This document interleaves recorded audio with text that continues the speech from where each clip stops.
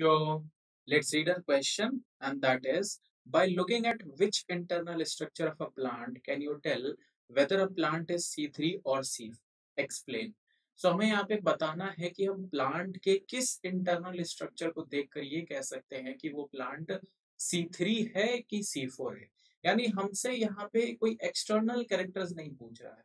Basically external characters से हम इस चीज को आंसर भी नहीं कर सकते कि वो प्लांट C3 है कि C4 है, एक्सेप्ट कि उसका हैबिटेट क्या है, क्योंकि जो हमारे C4 प्लांट्स होते हैं वो जनरली ऐसे एरिया में होते हैं जो बहुत डिफिकल्ट होते हैं, जहाँ पे बहुत सारे जो प्लांट्स होते हैं उनका सरवाइव करना मुश्किल होता है। जैसे बहुत ज्यादा हॉट रीजन है या बहुत ज्यादा कोल्ड रीजन है, वहां पे हमको C4 प्लांट्स। बट अभी हमें यहाँ पे इंटरनल स्ट्रक्चर के बेसिस पर बताना है। तो यहाँ पे जो इंटरनल स्ट्रक्चर है उसके थ्रू, और हम यहाँ पे उस पर्टिकुलर फीचर के थ्रू, उस पर्टिकुलर स्ट्रक्चर के थ्रू जो कि लीफ में प्रेजेंट होता है, ये डिटरमाइन कर सकते हैं कि जो हमारा प्लांट है वो C3 है कि C4। तो उस स्ट्रक्चर के बारे में जिसके बारे में हम बात कर रहे हैं यहाँ पे, उसका नाम है ट्रांस एनाटॉमी।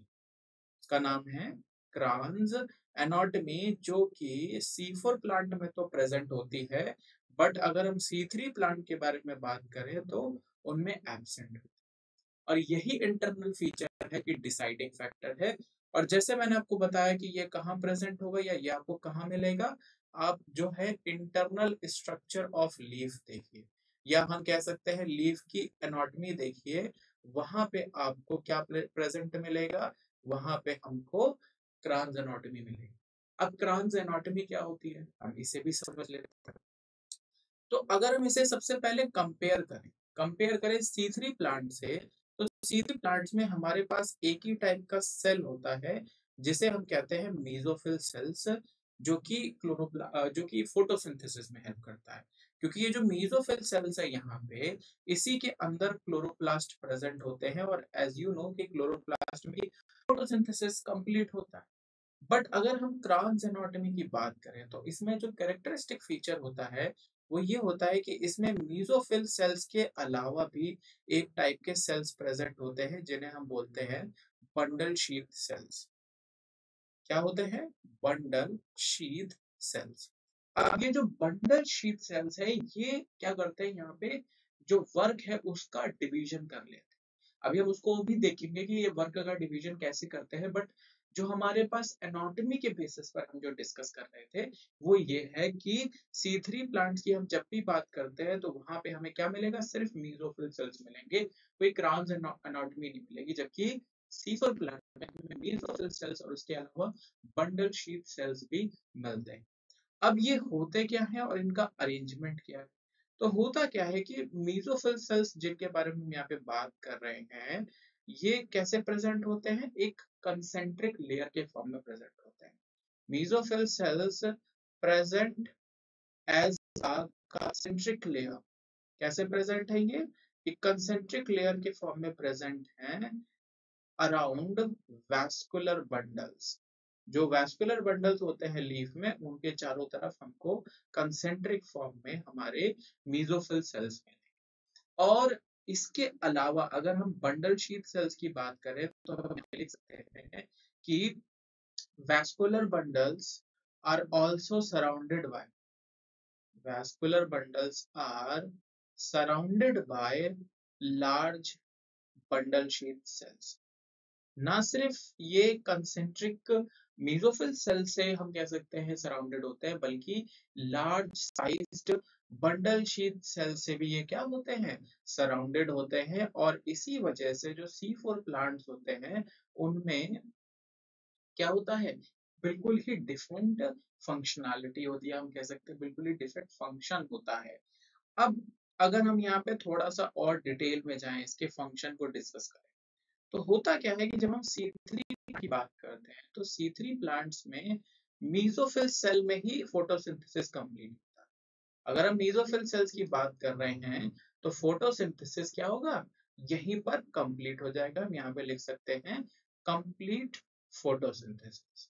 बट जब हम बात करते हैं मेसोफिल सेल्स की, और ये हम बात करेंगे अब किसके रिस्पेक्ट में, हम बात करेंगे C4 प्लांट्स के रिस्पेक्ट में। तो मीजोफिल सेल्स का काम सिर्फ इतना होता है कि ये CO2 फिक्सेशन में हेल्प करते हैं। ये किस में हेल्प करते हैं? CO2 फिक्सेशन में। यानी क्या होगा कि इन मीजोफिल सेल्स में एक्चुअली में एक एंजाइम प्रेजेंट होता है, एक हम कह सकते हैं रिएक्टेंट प्रेजेंट होता है, जिसे हम कहेंगे फॉस्फोइनॉल पाइरुवेट।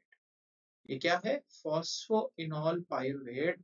और ये जो हमारा फॉस्फोइनॉल पाइरुवेट है, ये CO2 के साथ रिएक्ट करके बनाता है ऑक्सैलो एसिटिक एसिड। ये क्या बनाता है? Oxalo acetic acid. और अभी आपको पता चलेगा कि हम यहाँ पे इसको C4 क्यों बोलते हैं। तो ये जो कंपाउंड है ये C3 कंपाउंड है, यानी इसके पास 3 कार्बन। और फिर ये हमारे पास चौथा कार्बन आया और इसने बनाया एक ऐसा कंपाउंड जो कि 4 कार्बन का है, जिसे हम ऑक्सैलो एसिटिक एसिड कहते हैं। और इसी वजह से इन प्लांट्स को हम क्या कहते हैं? इन प्लांट्स को हम कहते हैं C4 प्लांट्स। अब ये जो ऑक्सैलिक एसिड है, ये फर्दर रिएक्शन करेगा, एटीपी सिंथेसिस में या फिर NADPH सिंथेसिस में पार्टिसिपेट करेगा। और हम कह सकते हैं यहाँ से जो कुछ भी रिक्वायर्ड अमाउंट या रिक्वायर्ड कॉन्स्टिट्यूएंट होते हैं कैल्विन साइकिल के, वो यहाँ से मूव करके कैल्विन साइकिल में जाएंगे। और जो हमारी कैल्विन साइकिल है वो कहाँ कंप्लीट होगी? वो कंप्लीट होगी bundle sheath sales.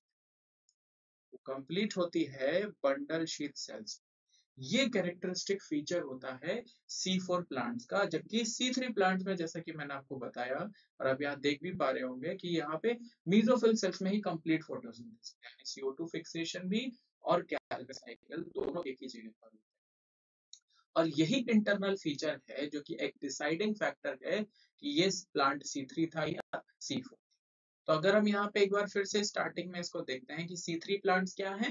C3 plants ऐसे प्लांट्स हैं जिनमें क्रांस एनाटॉमी एब्सेंट होती है और इनमें सिर्फ मेसोफिल सेल्स होते हैं जिसमें क्लोरोप्लास्ट प्रेजेंट होता है। और यहाँ पे जब हमने क्रांस एनाटॉमी की बात की तो ये कहाँ मिलेगा हमें? ये इंटरनल स्ट्रक्चर्स ऑफ लीफ या लीफ के एनाटॉमी में मिलेगा, जहाँ पे हमें मेसोफिल सेल्स मिलेंगे और बंडल शीथ सेल्स मिलेंगे। और ये कैसे अरेंज होते हैं? मेसोफिल सेल्स जो होते हैं वो कंसेंट्रिक लेयर के फॉर्म में वैस्कुलर बंडल के चारों तरफ मिलेंगे। और इसके अलावा वैस्कुलर बंडल जो है वो large size bundle sheet cell से भी क्या होते हैं? कवर्ड होते हैं या सराउंडेड होते हैं। रीजन बहुत सिंपल सा है, क्योंकि CO2 फिक्सेशन कौन करेगा? Mesophyll cells. और जो हमारा कैल्विन साइकिल कहाँ पे रन करेगी? बंडल शीट सेल्स में। और इसीलिए ये दोनों सेल्स इस वे में अरेंज है कि जो चीजों का मूवमेंट है, जो हमारे जो ये कंपाउंड बन रहे हैं phosphoenol pyruvate, oxalo acetic acid, ये सब इजीली मूव कर जाए। एक और बहुत इंपॉर्टेंट चीज है कि जब अगर हम यहाँ पे मेसोफिल सेल्स की बात करते हैं, ये चीज ध्यान रखना भी बहुत जरूरी है। तो यहाँ पे मेसोफिल सेल्स में जो क्लोरोप्लास्ट है वो ग्रेनल होता है। कैसा क्लोरोप्लास्ट है? जिसमें यहाँ पर ग्राना प्रेजेंट होगा।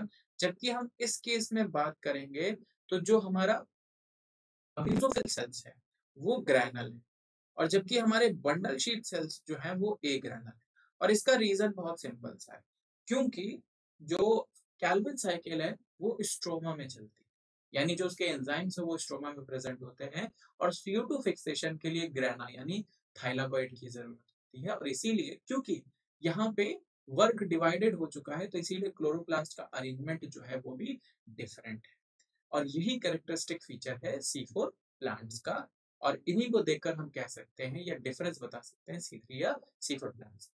I hope this help you. Thank you.